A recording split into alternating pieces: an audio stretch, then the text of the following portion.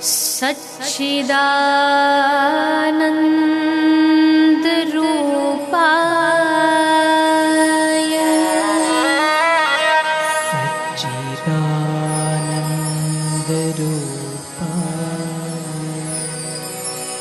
सच्चिदानंद रूपाय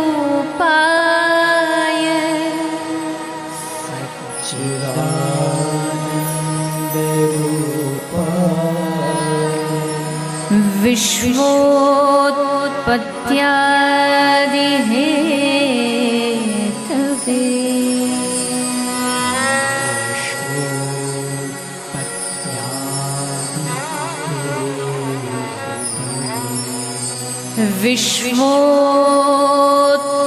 विश्वोत्पत्त्यादि Hathaway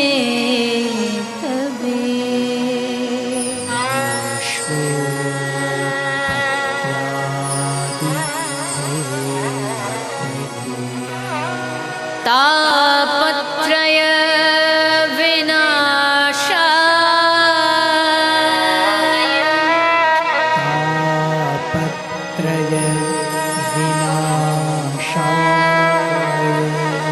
तापत्रय विनाशाय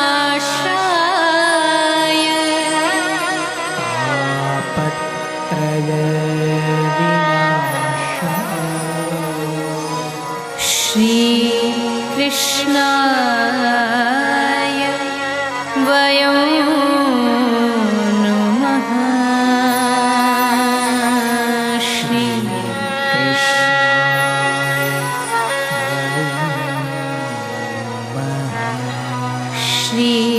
कृष्णाय वयं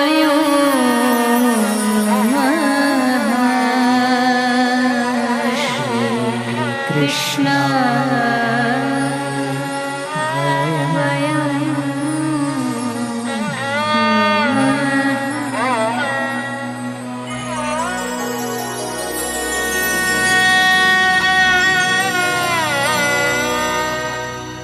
सच्चिदानंद रूपाय। इस श्लोक का अर्थ है कि इस श्लोक के द्वारा भगवान को जानने का प्रयास किया जा रहा है और कहते हैं जानू बिना ना हो परतीति और बिना परतीति नहीं होए प्रीति। बिना जाने कभी किसी से प्रेम नहीं हो सकता। जिनको आप जानते हो उन्हीं से प्रेम होता है। या तो आपने उनका नाम सुना हो या उनके गुणों के बारे में सुना हो। अब उदाहरण के लिए आप किसी बड़े नेता को जानते हो, किसी सेलिब्रिटी को जानते हो और वो अचानक से आप मंदिर में दर्शन करने आए हो, हाथ जोड़ करके ठाकुर जी के सामने खड़े हो और अचानक से वो आ जाए, तो क्या करोगे? सबसे पहले तो फोन निकलेगा बाहर और एक क्यों? क्योंकि सोचे आप तो दर्शन करने आए हो और यहाँ अचानक से वो आ गए और आप दर्शन छोड़ के उसके पीछे हो लिए। क्यों? क्योंकि सोचते अरे भगवान तो यही है, कहीं जाने वाले थोड़ी हैं, ये चले जाएंगे, इसलिए इनसे पहले बात कर लो, जो नंबर फंबर लेना ले लो। आपने उनको तो जान लिया और उनकी एक झलक पाने के लिए, कई बार कोई होते ना, हम आपके बड़े फैन हैं, आपके लिए कुछ भी कर सकते हैं, तो उनकी एक झलक पाने के लिए आप सब कुछ कर सकते। क्यों? क्योंकि आप उनके बारे में आपने सुना है। सोचिए अगर वही आप ठाकुर जी के बारे में और उनके गुणों के बारे में सुन लो तो उनको एक झलक पाने के लिए क्या नहीं कर सकता भक्त।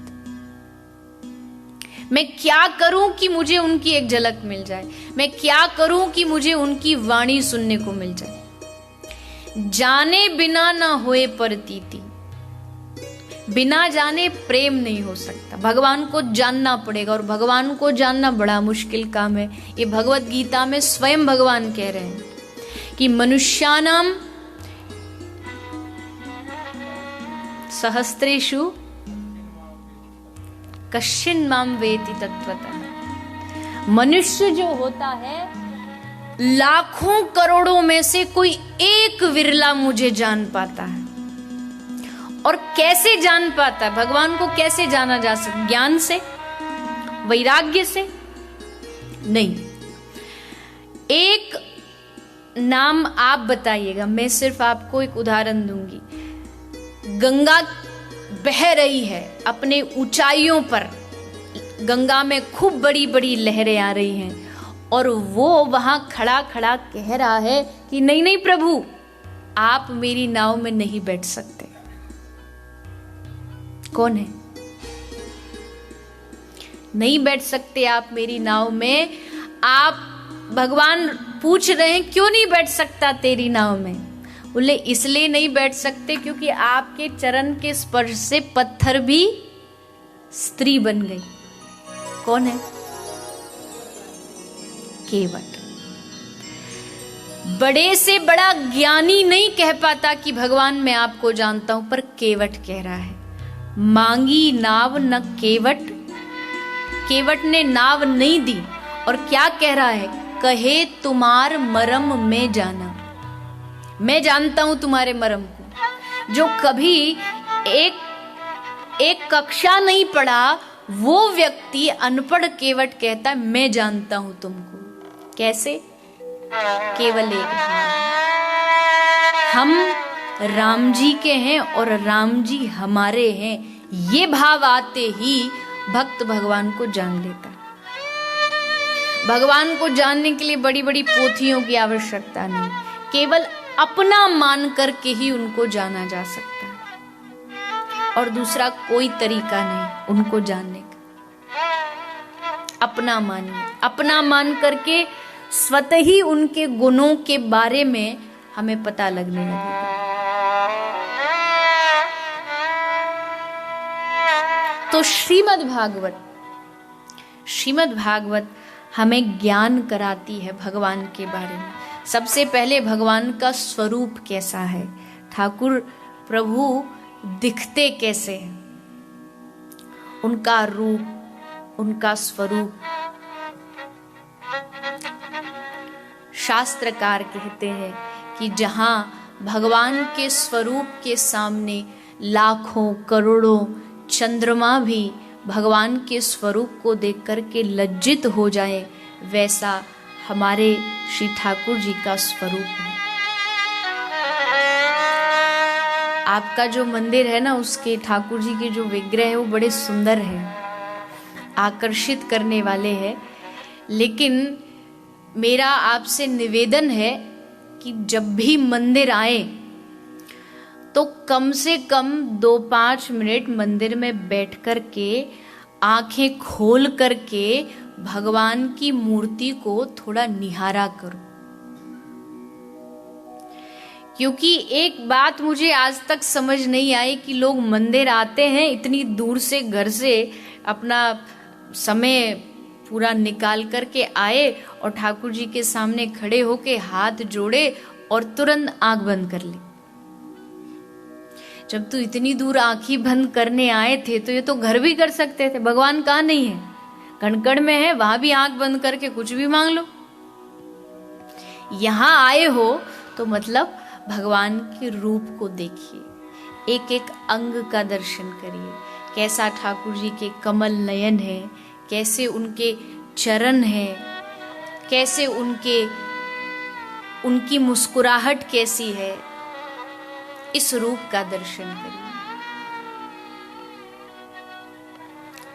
किया है कभी शांति से बैठ के रूप का दर्शन?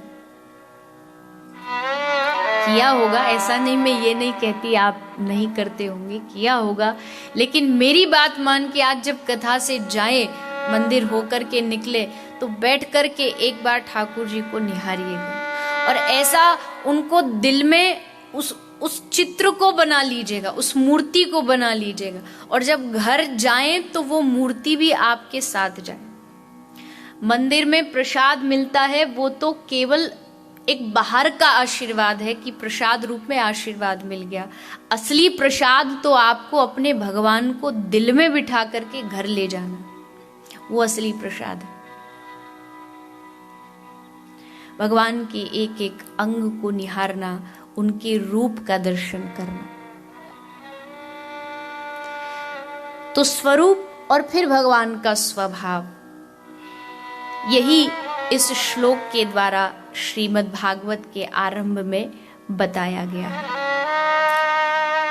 श्री कृष्णाय वयम नमः, वो भगवान जो तीनों तापों का नाश करते हैं, वो भगवान जो विश्व की उत्पत्ति पालन संहार करते हैं, ऐसे भगवान श्री राधा गोविंद के चरणों में वयम नुमः हम सब मिलकर के प्रणाम करते हैं।